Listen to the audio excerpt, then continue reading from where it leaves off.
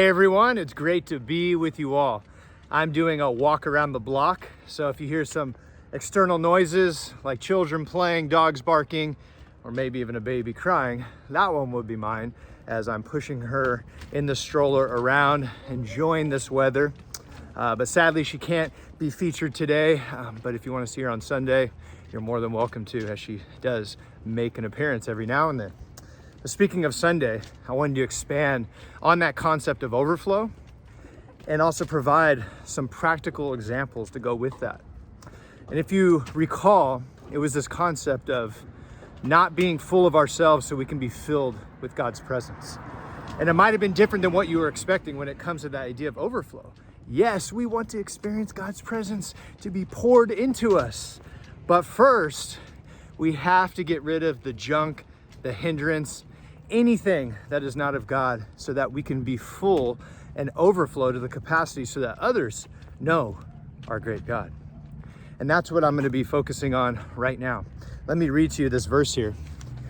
2 Corinthians 7:1 sums it up quite well. It says, "Therefore, since we have these promises, dear friends, let us purify ourselves from everything that contaminates body and spirit." And here's the reason why. It's perfecting holiness out of reverence for God. You see, there's a purpose to pour out all those things that are not of the Lord so that we can be filled.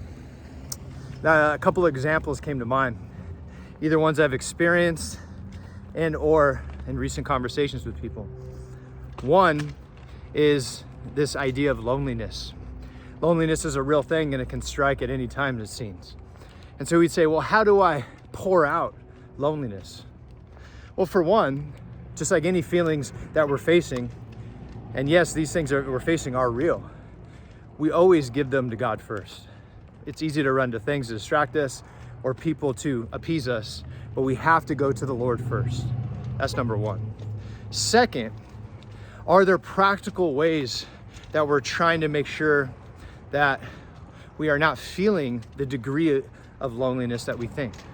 So for example, if I'm experiencing loneliness, have I intentionally reached out to others to call them, to hang out with them, to express these feelings? Or am I not wanting to, or thinking only that people need to reach out to me? You see, it's easy to become isolated when we are overcome with those type of feelings. But there's a practical way that we can make sure we don't feel these things, or at least not to the degree that we do, so that we can be poured into with God's presence. So am I willing to possibly pour out any feelings of insecurity, rejection, and anything else that might come in trying to speak to others about having a friendship with them? That's one way. I also want to think through of pouring out anything that holds us back from God. One of the other ways is this area of busyness. You see, busyness is something that seems great on the outside, but can slowly contaminate us, as it says there, from the godly things, all for the sake of the good that we're trying to do. Because a lot of the things that we're busy on are good things. The Lord may even approve of them. But is he calling that to what we should do now? So there's a timing. Have we said yes to too many things? So now that we're saying no to God in our quiet time? Or what about inviting God into a routine that we're just too busy to start something new with him because we have to say yes to so many other people? And I'm sure you've been there, as I have, where I said yes to that one last commitment, and later on, I was regretting it. Or I'm just so exhausted afterwards that now I'm regretting it. You've been there? Yeah. So that would be another example of filling ourselves up too much so that we don't allow God's presence to fill us the way that it should.